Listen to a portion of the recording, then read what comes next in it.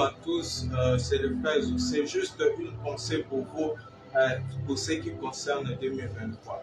Elle s'accomplira certainement. Je ne sais pas ce qui va s'accomplir, mais je sais que ce que l'Éternel a dit de vous va s'accomplir. Malgré la durée que la chose prend, elle s'accomplira. Malgré qu'elle tarde, elle s'accomplira certainement. Peut-être que vous avez eu de prophéties, de paroles depuis cette année qui a commencé déjà et qui tend avec sa fin. Mais j'aimerais te dire, même à la dernière minute, même les dernières heures qui nous restent, le Seigneur peut faire encore, peut agir encore pour toi.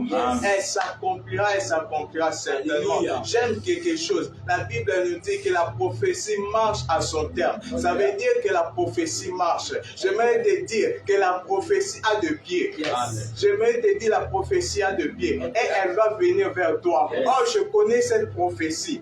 La prophétie, c'est la parole. Oh, la parole s'est faite chair. Ça veut dire que la parole a pris une forme corporelle afin de venir pour visiter. Oh, si la parole est venue chair, ça veut dire que la parole qui est venue dans la maison de Zacharie, c'est ça Gabriel. Est-ce que quelqu'un me comprend? La visitation de Dieu dans votre vie, dans votre famille, garantit que la prophétie va s'accomplir. Et aujourd'hui, peut-être que ce n'est pas Gabriel qui vous parle, mais c'est le frère Andromas qui vous parle. Je vais te dire, moi qui me tiens dans la présence du Seigneur, je parle comme un homme de Dieu, comme un sacrificateur de l'autel, pour vous dire qu'elle s'accomplira certainement. Elle s'accomplira certainement. La visitation de Dieu est déjà là. Ce n'est pas pour rien que Gabriel vous a parlé. Ce n'est pas pour rien que le prophète vous en parlait. C'est parce que l'Éternel a un plan qu'il a fait pour vous. J'aime une chose, la parole nous dit, qu'il n'a pas de plan de malheur, mais de plan de paix et de bonheur.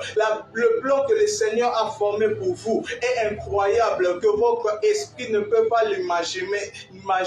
Mais je vais vous dire, mettez votre confiance à l'Éternel et vous ne serez jamais confus. Vous ne serez jamais confus. Ne soyez même pas comme Zacharie qui est en train de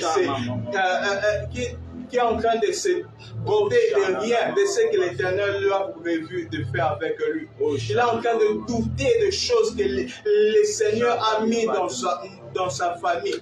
Je vais te dire, malgré la vieillesse, l'Éternel agit. Oh, la vieillesse, c'est les années qui passent. Ça veut dire que la vieillesse, c'est ça les années qui passent. Moi, je prends la vieillesse aujourd'hui, comme ces jours qui ont passé, de janvier jusqu'à décembre. C'est ça votre vieillesse. Mais je vais te dire, Zacharie, ne t'en fais pas. La vieillesse est le domaine de Dieu. La vieillesse que tu as, les dons que tu as passés, tu es en train de souffrir, tu es en train de trembloter. Le Seigneur peut agir encore dans ton problème. Le Seigneur peut agir encore. Le Seigneur peut agir encore. J'aime une chose. Quand la parole vient, Zacharie reste muet. Amen. Ça veut dire quoi? Lorsque la parole vient dans votre vie, vos adversaires vont rester muets face à des choses qui vont se passer dans votre vie. Amen. Dieu va faire que vos adversaires puissent être muets. Pourquoi je dis cela?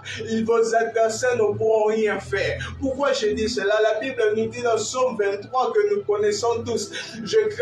L'Éternel dresse devant moi une table en face de mes adversaires. Ça veut dire quoi? Même si vos adversaires sont en face de toi, Dieu, la présence de tes adversaires ne peut pas empêcher que l'Éternel puisse créer une table en devant de vous. Dans ce 2023, laissez vos adversaires tranquilles. L'Éternel des armées, Yeshua Mashiach, Elohim Adonai, va dresser une table pour vous, même en face de vos adversaires.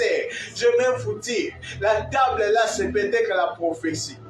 Cette table là, c'est peut-être la prophétie parce que j'aime bien Dieu dresser une table. Peut-être que vous avez eu la prophétie. Mais en train de trembler, on va mourir. Mais il connaît, j'aime quelque chose.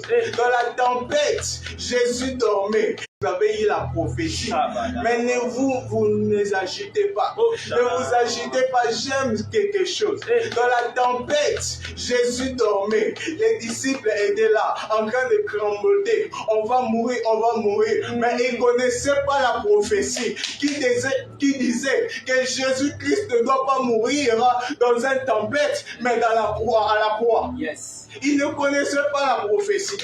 Si j'aime vous dire que vous connaissez la prophétie, ne vous inquiétez de rien, parce que vous connaissez la prophétie, que vous ne devez pas être un chômeur, mais un travailleur, un entrepreneur. Vous connaissez la prophétie. Ne vous inquiétez rien lorsque la tempête vient.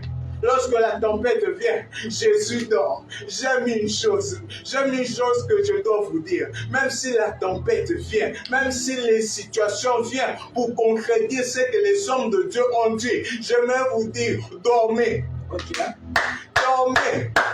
Oh, dormir, c'est ça le repos. Alors l'Éternel des armées, quand vous avez la prophétie, ne vous inquiétez pas. Reposez-vous, reposez-vous, reposez-vous. L'Éternel crèche une table. Et ce n'est pas toi qui dois dresser une table en face de vos adversaires, mais c'est l'Éternel qui doit dresser. C'est l'Éternel qui a dit et elle va s'accomplir. Parce que j'aime une chose, la parole nous dit que lorsque l'Éternel dit un mot, une parole, elle ne rentre pas sans effet. Ça veut dire quoi? Lorsqu'on a dit que c'est ainsi parle l'Éternel, ainsi parle l'Éternel ne rentrera pas chez Dieu lorsqu'elle n'a pas encore accompli l'effet. J'aime une chose. Aux montagnes de transfiguration, Jésus est monté, mais il n'est pas monté au ciel. Pourquoi? Parce que Jésus ne peut pas rentrer au ciel sans pourtant qu'il puisse mourir à la croix. Ça veut dire quoi? Votre prophétie ne va pas tarder, ne va pas durer selon ce que la parole de Dieu vous a dit. Elle ne rentrera pas à la bouche de l'Éternel, mais elle va s'accomplir et certainement elle va s'accomplir. Bien-aimé, maman, au nom de Jésus, je bénis de grâce.